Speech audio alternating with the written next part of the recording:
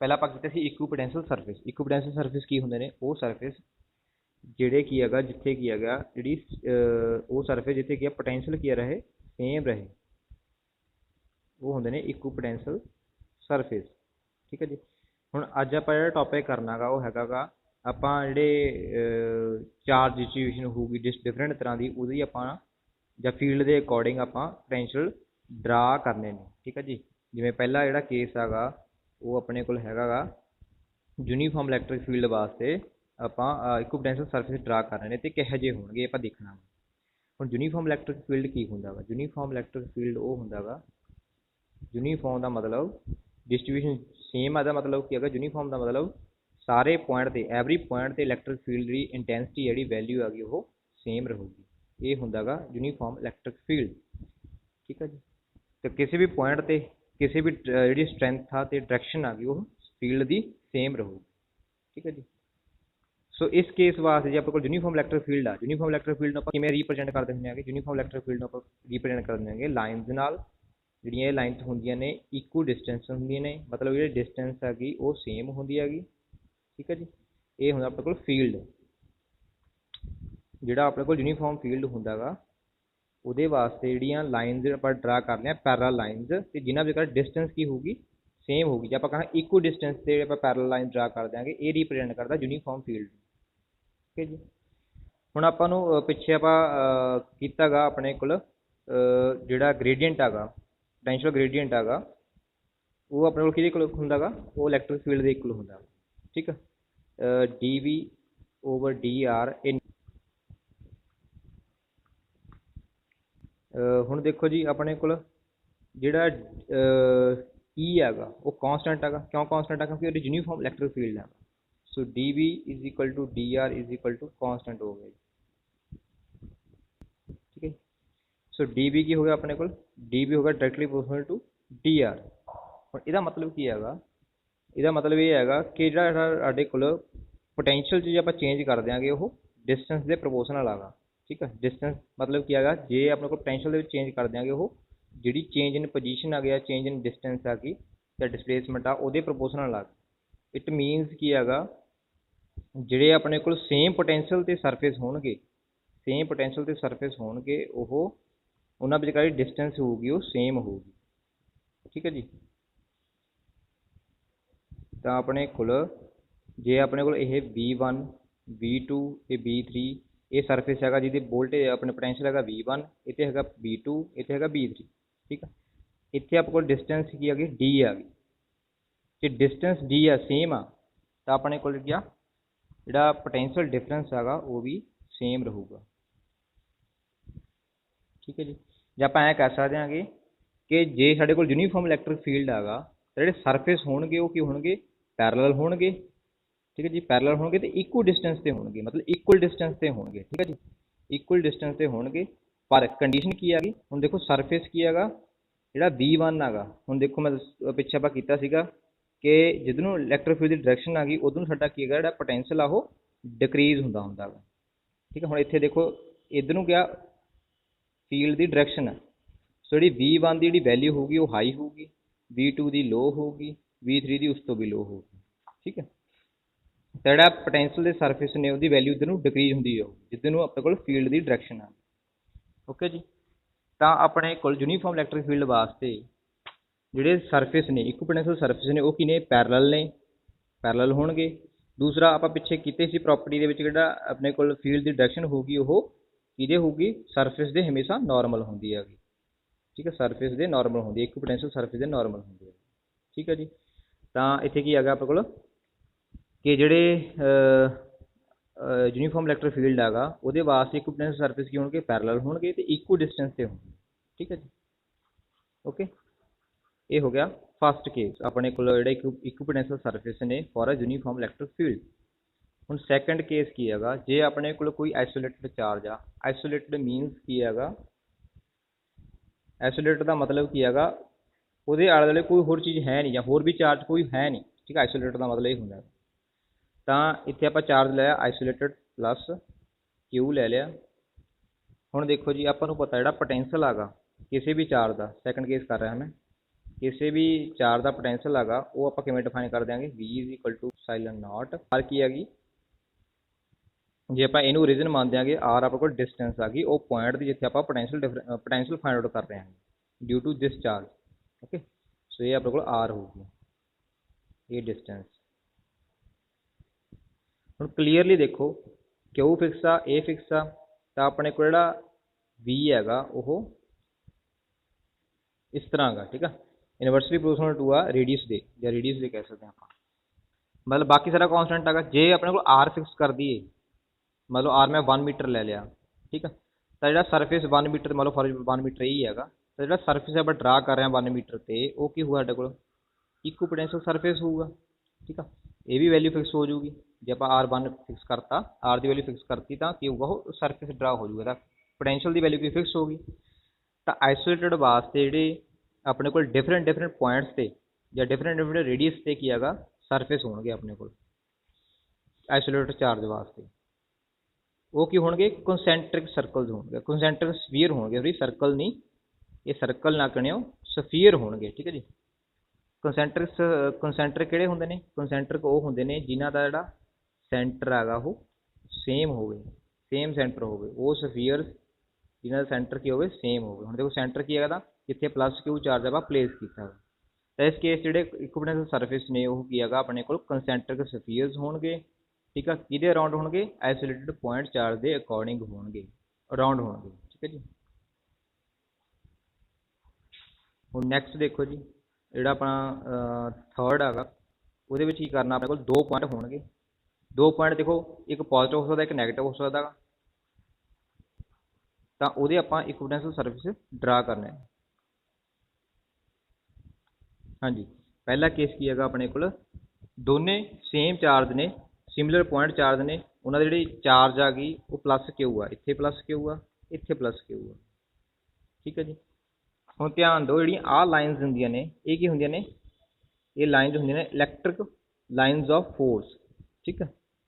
ਯਾਦ ਰੱਖਣਾ, electric lines of force ਜਿਹੜੀ ਸਰਫੇਸ ਦੀ ਕੀ ਹੋਣੀ ਚਾਹੀਦੀਆਂ ਨੇ, ਨਾਰਮਲ ਹੋਣੀ ਚਾਹੀਦੀਆਂ ਨੇ, ਇਕੁਈਪੋਟੈਂਸ਼ੀਅਲ ਸਰਫੇਸ ਦੀ ਕੀ ਹੋਣੀ ਚਾਹੀਦੀਆਂ ਨੇ, ਨਾਰਮਲ ਹੋਣੀਆਂ ਚਾਹੀਦੀਆਂ ਨੇ। ਜੇ ਆ ਮੇਰੇ ਕੋਲ ਸਰਫੇਸ ਆ ਤਾਂ ਮੇਰੇ ਕੋਲ ਲਾਈਨ ਆ ਗਈ, ਇਹਦੇ ਨਾਰਮਲ ਹੋਣੀ ਚਾਹੀਦੀ ਹੈ ਲਾਈਨ, ਓਕੇ ਜੀ। ਹੁਣ ਇਸ ਕੇਸ ਦੇ ਵਿੱਚ ਕੀ ਹੋਊਗਾ, ਦੋਨੇ ਕੀ ਨੇ, ਇਹ ਪਲੱਸ ਚਾਰਜ ਨੇ, ਤਾਂ ਦੋਨਾਂ ਜਿਹੜੀ ਕੀ ਹੋਊਗੀ, ਰਿਪਲਸ਼ਨ ਹੋਊਗੀ, ਤੁਹਾਨੂੰ ਪਤਾ ਹੀ ਹੈ ਰਿਪਲਸ਼ਨ ਹੋਊਗੀ ਇਸ ਕੇਸ 'ਚ, ਤਾਂ ਕੀ ਜਿਹੜੇ ਇਲੈਕਟ੍ਰਿਕ ਫੀਲਡ ਲਾਈਨਸ ਨੇ ਉਹ ਇੱਕ ਦੂਜੇ ਤੋਂ ਦੂਰ ਦੂਰ ਜਾਣਗੀਆਂ, ਠੀਕ ਹੈ। ਇਹ ਦੂਰ ਦੂਰ ਜਾ ਰਹੀਆਂ ਨੇ, ਇੰਟਰੈਕਟ ਨਹੀਂ ਹੋ ਰਹੀਆਂ, ਹਾਂਜੀ। ਤਾਂ ਇੱਥੇ ਜਿਹੜੇ ਸਰਫੇਸ ਹੋਣਗੇ ਉਰੇ ਤਾਂ ਦੇਖੋ ਇਹਦੇ ਕਲੋਜ਼ ਤਾਂ ਕੰਸੈਂਟਰਿਕ ਸਫੀਅਰ ਹੀ ਹੋਣਗੇ, ਬਟ ਜਦੋਂ ਇੱਥੇ ਦੇਖਦੇ ਹਾਂ ਆਪਾਂ ਇਹ ਲਾਈਨਸ ਕੀ ਹੈਗਾ ਦੂਰ ਦੂਰ ਜਿਹੜੇ ਸਰਫੇਸ ਕੀ ਨੇ ਉਹ ਇੱਕ ਦੂਜੇ ਤੋਂ ਦੂਰ ਦੂਰ ਜਾਣ ਦੀ ਕੋਸ਼ਿਸ਼ ਕਰਨਗੇ, ਕਿਉਂਕਿ ਇਹਨਾਂ 'ਚ ਅਟਰੈਕਸ਼ਨ ਨਹੀਂ ਹੋ ਰਹੀ, ਰਿਪਲਸ਼ਨ ਹੋ ਰਹੀ ਹੈ। ਤਾਂ ਇੱਥੇ ਸਰਫੇਸ ਕੀ ਹੋਊਗਾ, ਇਸ ਤਰ੍ਹਾਂ ਦਾ ਸਰਫੇਸ ਹੋਊਗਾ ਜਿਹੜਾ ਮੈਂ ਸ਼ੋ ਕੀਤਾ ਗਾ ਡਾਇਗਰਾਮ 'ਤੇ, ਠੀਕ ਹੈ ਜੀ। ਤਾਂ ਇਹ ਜਿਹੜੀ ਸਰਫੇਸ ਹੈ, ਇਕੁਈਪੋਟੈਂਸ਼ੀਅਲ ਸਰਫੇਸ ਆ ਜਾਂ ਪੋਟੈਂਸ਼ੀਅਲ ਹੈਗਾ, ਇਹ ਕਿਹਦੇ ਡਿਪੈਂਡ ਕਰੂਗਾ, ਚਾਰਜ 'ਤੇ ਡਿਪੈਂਡ ਕਰੂਗਾ। ਚਾਰਜ ਜਿਹੜੀ ਵੈਲਿਊ ਆ ਮੈਗਨੀਟਿਊਡ ਆ ਉਹ 'ਤੇ ਡਿਪੈਂਡ ਕਰੂਗਾ, ਠੀਕ ਹੈ ਜੀ। ਜੇ ਆਪਾਂ ਕੋਲ ਦੋਨੇ ਸੇਮ ਨੇ ਫਿਰ ਤਾਂ ਸਿਮੈਟਰੀਕਲੀ ਹੋ ਜਾਊਗਾ, ਜੇ ਸੇਮ ਨਹੀਂ ਹੈਗੇ ਫਿਰ ਸਿਮੈਟਰੀਕਲੀ ਨਹੀਂ ਹੋਣਾ, ਠੀਕ ਹੈ। ਅਗਲਾ ਹੈਗਾ ਆਪਣੇ ਕੋਲ ਇਲੈਕਟ੍ਰਿਕ ਡਾਈਪੋਲ। ਇਲੈਕਟ੍ਰਿਕ ਡਾਈਪੋਲ ਵਾਸਤੇ ਆਪਾਂ ਇਕੁਈਪੋਟੈਂਸ਼ੀਅਲ ਸਰਫੇਸ ਡਰਾ ਕਰਨਾ ਵਾ। ਹੁਣ ਇਲੈਕਟ੍ਰਿਕ ਡਾਈਪੋਲ ਹੁੰਦਾ ਕੀ ਹੈਗਾ, ਇਲੈਕਟ੍ਰਿਕ ਡਾਈਪੋਲ ਕੀ ਹੁੰਦਾ ਗਾ, ਆਪਣੇ ਕੋਲ 2 ਚਾਰਜ ਹੁੰਦੇ ਨੇ, ਇੱਕ ਪਲੱਸ ਹੁੰਦਾ ਇੱਕ ਮਾਈਨਸ ਹੁੰਦਾ ਗਾ, ਬਟ ਜਿਹੜਾ ਉਹਨਾਂ ਦੀ ਜਿਹੜੀ ਮੈਗਨੀਟਿਊਡ ਆ ਉਹ ਸੇਮ ਹੁੰਦਾ, ਠੀਕ ਆ। ਅਤੇ ਜੇ ਆਪਾਂ 2 ਚਾਰਜ ਨੂੰ ਇਸ ਤਰ੍ਹਾਂ ਪਲੇਸ ਕਰ ਦਈਏ ਕਿ ਇੱਕ 'ਤੇ ਪਲੱਸ ਚਾਰਜ ਹੈ ਇੱਕ 'ਤੇ ਮਾਈਨਸ ਚਾਰਜ ਆ, ਮੈਗਨੀਟਿਊਡ ਸੇਮ ਹੈਗਾ, ਉਹਨਾਂ ਵਿਚਕਾਰ ਕੋਈ ਡਿਸਟੈਂਸ ਆ ਗਈ, ਸਮੋਲ ਡਿਸਟੈਂਸ ਲਾ ਲਓ, ਤਾਂ ਉਹਨੂੰ ਆਪਾਂ ਕਹਾਂਗੇ ਇਲੈਕਟ੍ਰਿਕ ਡਾਈਪੋਲ।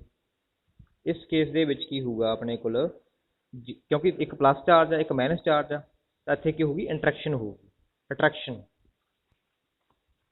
ਤਾਂ ਫਿਰ ਅਟਰੈਕਸ਼ਨ ਵਾਸਤੇ ਤੁਹਾਨੂੰ ਪਤਾ ਹੈਗਾ ਕਿ ਜਿਹੜੀਆਂ ਫੀਲਡ ਲਾਈਨਸ ਨੇ ਪਲੱਸ ਚਾਰਜ ਤੋਂ ਨਿਕਲਦੀਆਂ ਹੁੰਦੀਆਂ ਨੇ, ਮਾਈਨਸ ਚਾਰਜ ਵੱਲ ਮੂਵ ਕਰਦੀਆਂ ਹੁੰਦੀਆਂ ਨੇ, ਠੀਕ ਹੈ ਜੀ। ਇਲੈਕਟ੍ਰਿਕ ਫੀਲਡ ਲਾਈਨਸ ਜਾਂ ਇਲੈਕਟ੍ਰਿਕ ਲਾਈਨਸ ਆਫ ਫੋਰਸ ਕਹਿ ਸਕਦੇ ਹਾਂ ਆਪਾਂ ਨੂੰ, ਇਹ ਕੀ ਆਣਗੇ, ਇਸ ਤਰ੍ਹਾਂ ਹੋਣਗੀਆਂ, ਇਹ ਵੀ ਸਿਮੈਟਰੀਕਲੀ ਹੋਣਗੀਆਂ, ਠੀਕ ਹੈ ਜੀ।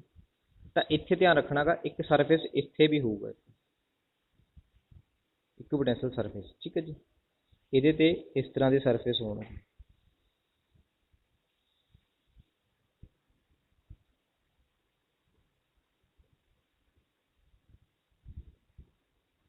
ਓਕੇ ਜੀ। ਜਿਹੜੀਆਂ ਸਾਰੀਆਂ ਲਾਈਨਸ ਨੇ ਕੀ ਇਹ ਜਿਹੜੀਆਂ ਇਹ ਲਾਈਨਸ ਨੇ ਇਲੈਕਟ੍ਰਿਕ ਫੀਲਡ ਲਾਈਨਸ ਨੇ। ਦੁਬਾਰੇ ਫਿਰ ਮੈਂ ਦੱਸ ਰਿਹਾ ਗਾ, ਇਲੈਕਟ੍ਰਿਕ ਫੀਲਡ ਲਾਈਨ ਜਿਹੜੀਆਂ ਨੇ ਉਹ ਕੀ ਆ, ਸਰਫੇਸ ਦੇ ਕੀ ਹੋਣੇ ਚਾਹੀਦੇ ਨੇ, ਨਾਰਮਲ ਰਹਿਣੀਆਂ ਚਾਹੀਦੀਆਂ ਨੇ। ਠੀਕ ਹੈ, ਜੇ ਆਪਾਂ ਇਸ ਤਰ੍ਹਾਂ ਡਰਾ ਕਰਨਾ ਗਾ ਕਿ ਸਰਫੇਸ ਦੇ ਨਾਰਮਲ ਰਹਿਣ। ਕਿਹੜਾ ਸਰਫੇਸ? ਇਕੁਈਪੋਟੈਂਸ਼ੀਅਲ ਸਰਫੇਸ। ਠੀਕ ਹੈ, ਇਕੁਈਪੋਟੈਂਸ਼ੀਅਲ ਜਿਹੜਾ ਸਰਫੇਸ ਹੈਗਾ ਉਹਦੇ ਕੀ ਹੋਣੇ ਚਾਹੀਦੇ ਨੇ, ਨਾਰਮਲ ਰਹਿਣੀਆਂ ਚਾਹੀਦੀਆਂ। ਆਪਾਂ ਪਿੱਛੇ ਇੱਕ ਪ੍ਰੋਪਰਟੀ ਕੀਤੀ ਹੈ ਨਾ, ਕਿਹੜੀ ਪ੍ਰੋਪਰਟੀ ਕੀਤੀ ਹੈਗੀ ਕਿ ਜਿਹੜਾ ਇਲੈਕਟ੍ਰਿਕ ਫੀਲਡ ਹੈਗਾ ਉਹ ਕੀ ਹੈਗਾ, ਉਹਦੀ ਜਿਹੜੀ ਡਾਇਰੈਕਸ਼ਨ ਆ ਗਈ ਉਹ ਨਾਰਮਲ ਹੁੰਦੀ ਹੈਗੀ ਕਿਹਦੇ, ਇਕੁਈਪੋਟੈਂਸ਼ੀਅਲ ਸਰਫੇਸ ਦੀ। ਉਸ ਪ੍ਰੋਪਰਟੀ ਦੇ ਅਕੋਰਡਿੰਗ ਆਪਾਂ ਇਸ ਤਰ੍ਹਾਂ ਡਰਾ ਕਰਨੇ ਨੇ। ਠੀਕ ਹੈ ਜੀ, ਜੇ ਇੱਥੇ ਮਤਲਬ ਆਪਾਂ ਡਰਾ ਇਸ ਤਰ੍ਹਾਂ ਨਹੀਂ ਡਰਾ ਕਰੇ ਤਾਂ ਇਹ ਸਰਫੇਸ ਰੋਂਗ ਨੇ। ਓਕੇ ਜੀ, ਇਹ ਹੋ ਗਿਆ ਆਪਣੇ ਕੋਲ ਚਾਰੇ ਸਰਫੇਸ ਆਪਾਂ ਡਰਾ ਕਰਨੇ ਸੀਗੇ। ਠੀਕ ਹੈ ਜੀ, ਇੱਕ ਤਾਂ ਆਪਾਂ ਕਰ ਲਿਆ ਆਪਣੇ ਕੋਲ ਯੂਨੀਫਾਰਮ ਫੀਲਡ ਵਾਸਤੇ, ਦੂਸਰਾ ਆਪਾਂ ਕੀਤਾ ਆਈਸੋਲੇਟਡ ਪੁਆਇੰਟ ਚਾਰਜ ਵਾਸਤੇ, ਤੀਸਰਾ ਜਿਹੜਾ ਆਪਾਂ ਕੀਤਾ ਸਿਮਿਲਰ ਪੁਆਇੰਟ ਚਾਰਜ ਵਾਸਤੇ, ਦੋ ਨੇ, ਤੇ ਚੌਥਾ ਜਿਹੜਾ ਹੈਗਾ ਉਹ ਇਲੈਕਟ੍ਰਿਕ ਡਾਈਪੋਲ ਵਾਸਤੇ। ਠੀਕ ਹੈ ਜੀ, ਹੁਣ ਜਿਹੜਾ ਅਗਲਾ ਆਰਟੀਕਲ ਹੈਗਾ ਉਹ ਆਪਾਂ ਕਰਨਾ ਹੈਗਾ ਪੋਟੈਂਸ਼ੀਅਲ ਐਨਰਜੀ ਦਾ। ਪੋਟੈਂਸ਼ੀਅਲ ਐਨਰਜੀ ਕੀ ਹੁੰਦੀ ਹੈ? ਦੇਖੋ ਛੋਟੀਆਂ ਕਲਾਸਾਂ 'ਚ ਕਰਕੇ ਆਏ ਹੋਗੇ ਤੁਸੀਂ ਕਿ ਪੋਟੈਂਸ਼ੀਅਲ ਐਨਰਜੀ ਆਪਾਂ ਜਿਹੜੀ ਕਰਕੇ ਆਏ ਹੈਗੇ ਸਿੰਪਲ, ਉਹ ਕਰਕੇ ਆਏ ਗ੍ਰੈਵੀਟੇਸ਼ਨਲ ਪੋਟੈਂਸ਼ੀਅਲ ਐਨਰਜੀ। ਠੀਕ ਆ, ਜਾਂ ਆਪਾਂ ਪੋਜੀਸ਼ਨ ਦੇ ਅਕੋਰਡਿੰਗ ਪੋਟੈਂਸ਼ੀਅਲ ਐਨਰਜੀ ਕਰਕੇ ਆਏ। ਹੁਣ ਜਿਹੜੀ ਆਪਾਂ ਇੱਥੇ ਕਰਨੀ ਹੈ ਪੋਟੈਂਸ਼ੀਅਲ ਐਨਰਜੀ ਉਹ ਇਲੈਕਟ੍ਰਿਕ ਪੋਟੈਂਸ਼ੀਅਲ ਐਨਰਜੀ ਹੈਗੀ। ਠੀਕ ਆ, ਜਾਂ ਆਪਣੇ ਕੋਲ ਜਿਹੜੀ ਐਨਰਜੀ ਹੈਗੀ ਉਹ ਚਾਰਜ ਦੀ ਜਿਹੜੀ ਡਿਸਟਰੀਬਿਊਸ਼ਨ ਹੈਗੀ ਉਹਦੇ ਅਕੋਰਡਿੰਗ ਜਿਹੜੀ ਉਹਦੀ ਪੋਜੀਸ਼ਨ ਦੇ ਅਕੋਰਡਿੰਗ ਜਾਂ ਲੋਕੇਸ਼ਨ ਦੇ ਅਕੋਰਡਿੰਗ ਜਿਹੜੀ ਐਨਰਜੀ ਹੈਗੀ ਉਹਨੂੰ ਆਪਾਂ ਇਲੈਕਟ੍ਰਿਕ ਪੋਟੈਂਸ਼ੀਅਲ ਐਨਰਜੀ ਕਹਾਂਗੇ। ਹੁਣ ਡੈਫੀਨੇਸ਼ਨ ਕੀ ਹੈਗੀ? ਡੈਫੀਨੇਸ਼ਨ ਇਹੀ ਹੈਗੀ ਕਿ ਆਪਣੇ ਕੋਲ ਕੋਈ ਸਿਸਟਮ ਆਫ ਪੁਆਇੰਟ ਚਾਰਜ, ਇੱਥੇ ਪੁਆਇੰਟ ਚਾਰਜ ਹੀ ਲੈਣੇ ਨੇ ਆਪਾਂ। ਠੀਕ ਹੈ, ਪੁਆਇੰਟ ਚਾਰਜ ਹੀ ਲੈਣੇ ਨੇ। ਪੁਆਇੰਟ ਚਾਰਜ ਦਾ ਮਤਲਬ ਕੀ ਹੁੰਦਾ ਹੈਗਾ? ਪੁਆਇੰਟ ਚਾਰਜ ਦਾ ਮਤਲਬ ਕੀ ਹੈਗਾ? ਪੁਆਇੰਟ ਚਾਰਜ ਦੇਖੋ ਵੈਸੇ ਤਾਂ ਪੋਸੀਬਲ ਹੁੰਦੇ ਨਹੀਂ, ਪਰ ਆਪਾਂ ਕੋਈ ਡਾਇਮੈਂਸ਼ਨ ਚਾਰਜ ਦੀ ਬਹੁਤ ਛੋਟੀ ਹੁੰਦੀ ਹੈਗੀ, ਆਪਣੇ ਕੋਲ ਜਿਹੜੇ ਇਲੈਕਟ੍ਰੋਨਸ ਨੇ ਪ੍ਰੋਟੋਨਸ ਨੇ ਛੋਟੇ ਹੁੰਦੇ, ਇਸ ਕਰਕੇ ਉਹਨਾਂ ਨੂੰ ਪੁਆਇੰਟ ਚਾਰਜ ਹੀ ਮੰਨ ਲੈਂਦੇ। ਪਰ ਅਸਲ 'ਚ ਪੁਆਇੰਟ ਚਾਰਜ ਦਾ ਮਤਲਬ ਕੀ ਹੈਗਾ?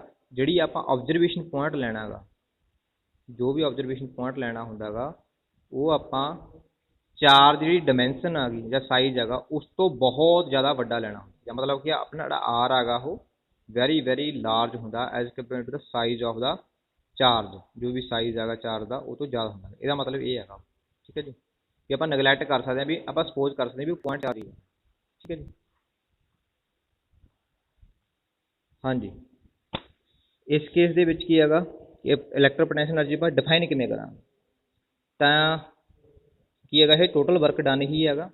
ਟੋਟਲ ਵਰਕ ਡਨ ਕੀ ਹੈਗਾ ਕਿ ਆਪਣੇ ਕੋਲ ਜਿਹੜੇ ਚਾਰਜਸ ਨੇ ਉਹਨਾਂ ਨੂੰ ਮਤਲਬ ਫੋਰ ਐਗਜ਼ਾਮਪਲ ਇੱਥੇ ਮੇਰੇ ਕੋਲ ਪਲੱਸ Q1 ਚਾਰਜ ਆ, ਇੱਥੇ ਪਲੱਸ Q2 ਚਾਰਜ ਆ, ਇੱਥੇ ਪਲੱਸ Q3 ਚਾਰਜ ਆ। ਠੀਕ ਆ, ਇਹ ਲੋਕੇਸ਼ਨ 'ਤੇ ਆਏ ਹੋਏ ਨੇ। ਮੰਨ ਲਓ ਪਲੱਸ Q1 ਨੂੰ ਚਾਰਜ ਨੂੰ ਲਿਆਉਣ ਵਾਸਤੇ ਉਰੇ ਇਨਫਿਨਿਟੀ ਤੋਂ ਮੈਂ ਲੈ ਕੇ ਆਉਣਾ ਗਾ ਇੱਥੇ, ਸਿਮਿਲਰਲੀ ਇਹਨੂੰ ਵੀ, ਸਿਮਿਲਰਲੀ ਇਹਨੂੰ ਵੀ। ਠੀਕ ਹੈ, ਤਾਂ ਜਿੰਨਾ ਵੀ ਟੋਟਲ ਵਰਕ ਡਨ ਹੈਗਾ ਉਹਨਾਂ ਨੂੰ ਇਨਫਿਨਿਟੀ ਤੋਂ ਇੱਥੇ ਇਸ ਲੋਕੇਸ਼ਨ 'ਤੇ ਲਿਆਉਣ ਲਈ ਉਹ ਕੀ ਹੈਗਾ, ਉਹਦੀ ਪੋਟੈਂਸ਼ੀਅਲ ਐਨਰਜੀ ਹੈ। ਜਾਂ ਆਪਾਂ ਕਹਿ ਸਕਦੇ ਹਾਂ ਉਹ total work done as store ਹੋ ਜਾਂਦਾ ਗਾ ਪੋਟੈਂਸ਼ੀਅਲ ਐਨਰਜੀ। ਠੀਕ ਹੈ ਜੀ, ਆਪਾਂ ਇਸ ਤਰ੍ਹਾਂ ਕਹਿ ਸਕਦੇ ਹਾਂ। ਹੁਣ ਇਹ ਸਿਸਟਮ ਆਫ ਚਾਰਜ ਹੋ ਸਕਦੇ ਨੇ। ਹੁਣ ਧਿਆਨ ਰੱਖਣਾ ਗਾ, ਜੇ ਇੱਥੇ ਆਪਣੇ ਕੋਲ ਕੋਈ ਫੀਲਡ ਨਹੀਂ ਹੈਗਾ, ਕੋਈ ਫੀਲਡ ਨਹੀਂ ਹੈਗਾ, ਕੋਈ ਵੀ ਫੀਲਡ ਨਹੀਂ ਹੈਗਾ, ਜੇ ਮੈਂ ਇਕੱਲੇ ਚਾਰਜ ਨੂੰ ਲੈ ਕੇ ਆਊਂਗਾ ਇਨਫਿਨਿਟੀ ਤੋਂ, ਠੀਕ ਆ, ਤਾਂ ਕੋਈ ਵਰਕ ਡਨ ਨਹੀਂ ਹੋਊਗਾ ਕਿਉਂਕਿ ਕੋਈ ਫੀਲਡ ਹੀ ਨਹੀਂ ਹੈਗਾ, ਕਿਸੇ ਨਾਲ ਇਹਦੀ ਇੰਟਰੈਕਸ਼ਨ ਹੀ ਨਹੀਂ ਹੋਣੀ, ਇਸ ਕਰਕੇ ਕੀ ਕੋਈ ਵਰਕ ਡਨ ਨਹੀਂ ਹੋਣਾ। ਪਰ ਜਦੋਂ ਮੇਰੇ ਕੋਲ ਪਹਿਲਾ ਚਾਰਜ ਆ ਗਿਆ, ਹੁਣ ਮੈਂ ਜੇ ਦੂਜੇ ਚਾਰਜ ਨੂੰ ਲੈ ਕੇ ਆਊਂਗਾ, ਠੀਕ ਹੈ, ਸੈਕੰਡ ਚਾਰਜ ਨੂੰ ਲੈ ਕੇ ਆਊਂਗਾ ਤਾਂ ਵਰਕ ਡਨ ਹੋਊਗਾ। ਕਿਉਂ? ਕਿਉਂਕਿ ਇਸ ਕਰਕੇ ਜਿਹੜਾ ਪਲੱਸ Q1 ਚਾਰਜ ਹੈਗਾ ਪਹਿਲੇ ਚਾਰਜ ਕਰਕੇ ਉੱਥੇ ਫੀਲਡ ਹੋਊਗਾ, ਪੋਟੈਂਸ਼ੀਅਲ ਹੋਊਗਾ। ਜੇ ਪੋਟੈਂਸ਼ੀਅਲ ਹੋਊਗਾ ਤਾਂ ਵਰਕ ਡਨ ਹੋਊਗਾ। ਠੀਕ ਹੈ ਜੀ, ਓਕੇ। ਤਾਂ ਪਹਿਲੇ ਚਾਰਜ ਵਾਸਤੇ ਜੇ ਆਪਣੇ ਕੋਲ ਆਈਸੋਲੇਟਡ ਚਾਰਜ ਹੈਗਾ, ਕੁਛ ਵੀ ਮਤਲਬ ਫ੍ਰੀ ਸਰਫੇਸ ਹੈਗਾ ਜਾਂ ਕੁਛ ਵੀ ਲਾ ਲਓ, ਫ੍ਰੀ ਸਪੇਸ ਹੈਗੀ, ਉੱਥੇ ਗਿਆ ਪਹਿਲੇ ਚਾਰਜ ਨੂੰ ਲਿਆਉਣ ਵਾਸਤੇ ਕੋਈ ਵਰਕ ਡਨ ਨਹੀਂ ਹੁੰਦਾ, ਯਾਦ ਰੱਖਣਾ ਆਪਾਂ। ਹਾਂਜੀ, ਹੁਣ ਪੋਟੈਂਸ਼ੀਅਲ ਐਨਰਜੀ ਆਪਾਂ ਇੱਥੇ ਕੀ ਕਰਾਂਗੇ? ਪੋਟੈਂਸ਼ੀਅਲ ਐਨਰਜੀ ਕੀ ਹੋਊਗੀ?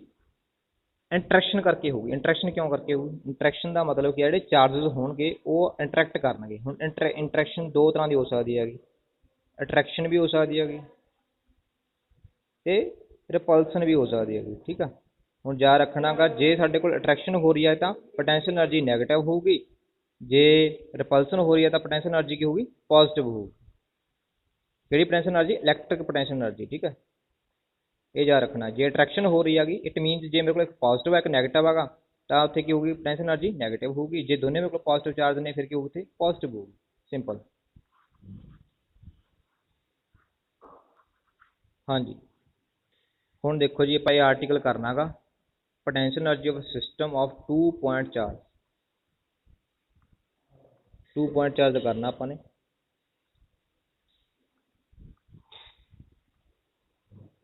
इत्थे आप सपोज कर लांगे भी अपने को चार्ज Q1 आगा वो पॉइंट ए ते मैं उन्होंने प्लेस करता पॉइंट ए ते प्लेस करता कंसीडर ये करना गा भी कोई भी कंसीडर ये करना गा भी इत्थे कोई भी चार्ज नहीं है पहला तो चार्ज कोई प्रेजेंट नहीं है इस करके की है इत्थे कोई फील्ड नहीं होना कोई पोटेंशियल नहीं होना तो कोई वर्क नहीं लगना जो मैं Q1 वर्क डन होना तो पहले चार्ज में की है कोई वर्क डन नहीं होना सिंपल जी गल no work is required to be done to bring charge plus Q two from infinity to point A जो पॉइंट ए तक लैके आना अपने तो कोई वर्क डन नहीं होना हूँ सैकेंड चार्ज हूँ मैं दूसरे चार्ज में लैके आना Q2 Q2 जो मैं इनफिनिटी ते लैके आऊँगा इनफिनिटी तो पॉइंट बी तक लैके आने की कोशिश करूँगा पर चार्ज जो Q1 आगा ਉਹਦਾ कुछ उत्थे की होगा फील्ड होगा पोटेंशियल होगा ਹੁਣ ਉਹਦਾ पोटेंशियल की मैं डिफाइन करते ਹੁੰਦੇ आगे पोटेंशियल ਆਪਾਂ डिफाइन कर देंगे Q1/4 एप्सिलॉन नॉट ਹੁਣ देखो जे मेरे को ओरिजिन आगा ठीक है ओरिजिन ते ही चार्ज पिया फिर तो सिंपल आर आ जाऊगा पर इत्थे मेरा चार्ज ओरिजिन ते नहीं पिया गा कित्थे पिया गा ਉਹਦਾ पोजीशन वैक्टर R1 आगा तो मैं जिथे चैक करना गा इस पॉइंट ते चैक करना गा ठीक है उरे आ जाऊ अपने को R vector minus R1 vector R1 vector किहदा गा पोजीशन वैक्टर आगा किहदा जिहड़ा मेरे को चार्ज आगा Q1 ਉਹਦਾ पोजीशन वैक्टर आगा ठीक है जी तो इत्थे आपां ने ਉਹਦਾ पोजीशन वैक्टर लैना गा इत्थे की है मेरे को ये R की हैगा ये पोजीशन वैक्टर ऑब्जरवेशन पॉइंट का जो भी साडा कोल ऑब्जरवेशन पॉइंट है जिस पॉइंट ते मैं चैक करना गा ये ਉਹਦਾ पोजीशन वैक्टर है ठीक है जी 1/एप्सिलॉन नॉट ये फार्मूला याद रखना गा ਹੁਣ ਜਦੋਂ मैं बी ਤੇ चैक करूँगा तो ਜਿਹੜਾ मेरा R होगा वो की हो जाऊगा R2 वैक्टर हो जाऊगा क्योंकि B का की है मेरे को R2 वैक्टर आगा पोजीशन वैक्टर ठीक है जी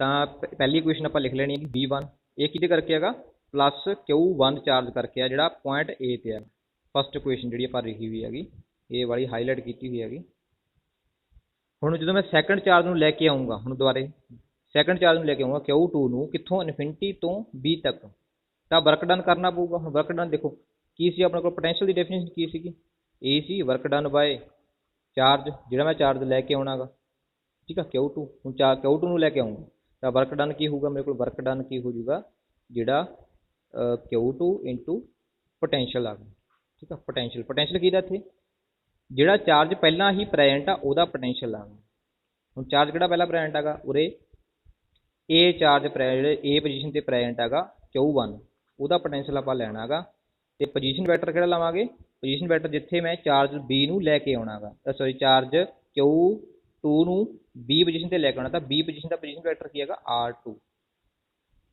ਤਾਂ ਮੈਂ ਚੇਂਜ ਕਰ ਦੂੰਗਾ ਇੱਥੇ R ਨੂੰ R2 ਨਾਲ ਠੀਕ ਹੈ ਜੀ ਹੁਣ ਇਹ ਵੈਕਟਰ ਕੀ ਹੈਗਾ R2 R1 ਧਿਆਨ ਨਾਲ ਦੇਖੋ ਇਹ ਮੇਰੇ ਕੋਲ R1 ਵੈਕਟਰ ਆ ਇਹ ਮੇਰੇ ਕੋਲ R2 ਵੈਕਟਰ ਹੈਗਾ तो R2 R1 की होगा ट्रायंगल ला की कहता है ट्रायंगल ला कहता है भी जो मेरे को R2 R1 है हाँ जी वो की होगा वो आ वाला होगा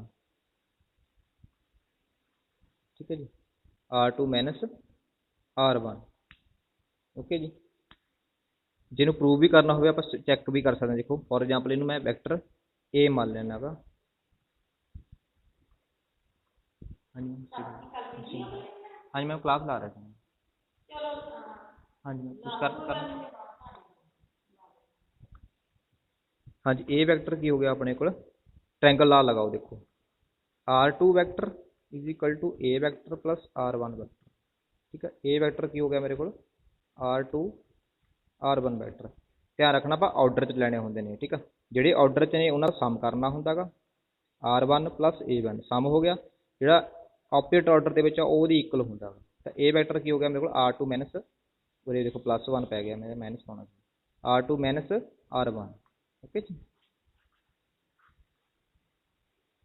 इन्हूं मैं अरेज करदा एक मिनट हाँ जी इत्थे आपां चेंज कर दांगे R वैक्टर नूं R2 वैक्टर दे नाल चेंज कर दांगे सो मेरे को वर्क डन की आ गया वर्क डन आ गया अपने कोल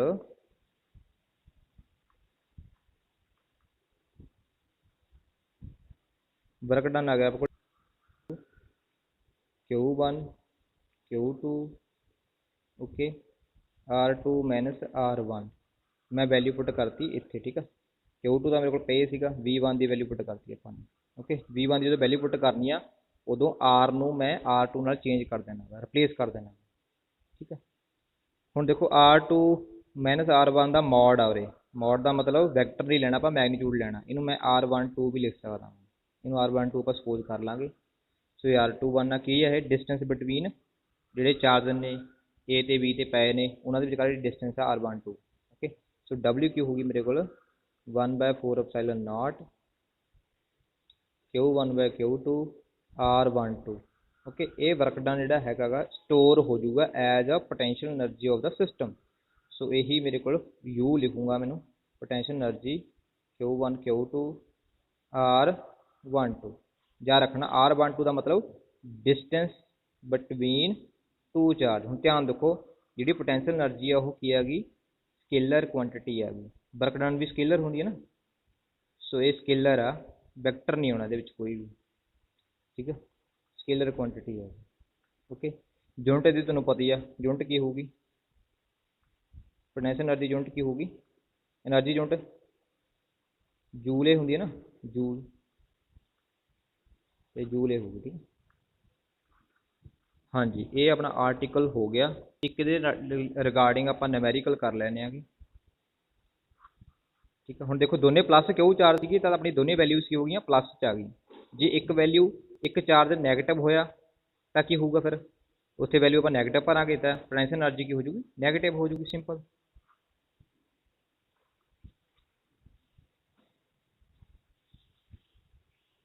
लो जी ठीक है ये रिलेशन जा रखना अपने ਹੁਣ देखो मैं की कह रहा ਸੀਗਾ ਵੀ ਜੇ Q1 Q2 ਆ ਇੱਕ वैल्यू नैगेटिव होगी एक नैगेटिव आ एक पॉजिटिव आ तो नैगेटिव इंटू पॉजिटिव की हो गया अपने को negative so potential energy negative आ जाऊगी जे अपने को अट्रैक्शन हो रही हैगी तो नैगेटिव आऊगी जे अपने को रिपल्सन हो रही हैगी तो पॉजिटिव आऊगी सिंपल जी गल है ठीक है हुण न्यूमेरिकल की हैगा आप पोटेंशियल एनर्जी कैलकुलेट करनी हैगी डाइपोल की ठीक है डाइपोल की इलैक्ट्रिक डाइपोल की तो जिहदे च हरेक जिहड़ा अपने को चार्ज हैगा ਉਹਦੇ ਤੇ ਜਿਹੜੀ ਵੈਲਿਊ ਆ ਗਈ ਉਹ 4 × 10⁻12 ਕੂਲਮ ਆ ਗਈ ਜਿਹੜਾ ਚਾਰਜ ਹੈਗਾ ਮਤਲਬ ਦੋ ਚਾਰਜ ਹੁੰਦੇ ਨੇ ਤੁਹਾਨੂੰ ਪਤਾ ਇੱਕ ਪਲੱਸ ਹੁੰਦਾ ਗਾ ਇੱਕ ਮਾਈਨਸ ਹੁੰਦਾ ਗਾ ਦੋਨਾਂ ਤੇ ਸੇਮ ਚਾਰਜ ਹੁੰਦਾ ਤਾਂ ਦੋਨਾਂ ਦੇ ਸੇਮ ਚਾਰਜ ਕੀ ਹੋਇਆ ਇੱਕ ਤੇ ਨੈਗੇਟਿਵ ਹੋਊਗਾ ਇੱਕ ਤੇ ਪੋਜ਼ਿਟਿਵ ਹੋਊਗਾ ਤੇ ਉਹਨਾਂ ਦੀ ਵਿਚਕਾਰੀ ਜਿਹੜੀ ਸੈਪਰੇਸ਼ਨ ਆ ਗਈ ਡਿਸਟੈਂਸ ਆ ਗਈ ਉਹ ਹੋ ਗਿਆ 20 ਮਾਈਕਰੋਨ 20 ਮਾਈਕਰੋਨ ਮਤਲਬ 20 ਮਾਈਕਰੋਮੀਟਰ ਹੁਣ एक माइक्रोमीटर कितने होंगे 10⁻⁻6 मीटर होंगे ठीक है जी ये सारी वैल्यूज़ आप पुट करा कितने पुट करा यू वाले फार्मूले पोटेंशियल एनर्जी के फार्मूले तो यू मेरे को आ जाऊगी हूँ 1/4 एप्सिलॉन नॉट की वैल्यू की होंगी हैगी वो होंगी 9 × 10⁻9 इन CGS सॉरी SI सिस्टम ठीक है सो Q1 की वैल्यू कितनी हैगी 4 × 10⁻12 ये है पॉजिटिव वैल्यू एक दी अपन भरनी पू नैगेटिव वैल्यू क्योंकि चार्ज ने ना दोनों ओके नीचे क्या होगा अपने को डिस्टेंस जी डिस्टेंस कितनी है अपने को 20 माइक्रोन 10⁻6 इनू आप सॉल्व करा देखो ये नैगेटिव वैल्यू आ गई 7.2 × 10⁻9 आ जाऊगी सॉल्व करने तो बाद ये वैल्यू आ गई हूँ इस केस से नैगेटिव क्यों आई हैगी ठीक है तुम दसा सीगा जे साडे कोल अट्रैक्शन होगी तो वैल्यू की होगी पोटेंशियल एनर्जी की नैगेटिव होगी इस नैगेटिव का मतलब की है नैगेटिव का मतलब की है जे मैं सिस्टम के विचों इस चार्ज को रिमूव करना गा जे मतलब एक पॉजिटिव चार्ज एक नैगेटिव तो मैंने कुछ एनर्जी देनी पऊगी इट मीनस क्या वो बाइंड होए ने ठीक है बाइंड होए ने ठीक है जे सिस्टम दे विचों मैं चार्ज को रिमूव करना गा तो मैंने एनर्जी देनी पऊगी ठीक है इस केस ये समझने की कोशिश करना मतलब उस सिस्टम की एनर्जी 0 तो बिलो आ पहले ही ਤਾਂ स्टेबल ने जे मेरे को दोनों प्लस चार्ज हो गए तो की होगा उन्होंने जी एनर्जी होगी वो पॉजिटिव होगी मतलब जे मैं दोनों जोड़ के रखना गा तो मैनू एनर्जी ठीक है हम देखो इतने मैं की कह रहा मैं रिमूव करने वास्ते कह रहा हूँ इतने मैं की कह रहा मैं जोड़ के रखने वास्ते भी जोड़ के रखना तो मैनू एनर्जी देनी पऊगी इस केस करके एनर्जी पॉजिटिव आ रही है ठीक है ये बहुत ही इंपॉर्टेंट आर्टिकल है कई बच्चे मतलब BSc कर लेंगे ने MSc कर लेंगे ने ठीक है पॉजिटिव नैगेटिव का नहीं पता लगता पोटेंशियल एनर्जी पॉजिटिव क्यों आ नैगेटिव क्यों ओके जी अपना ये आर्टिकल पूरा हो गया, एक न्यूमेरिकल हो गया। ठीक है जी।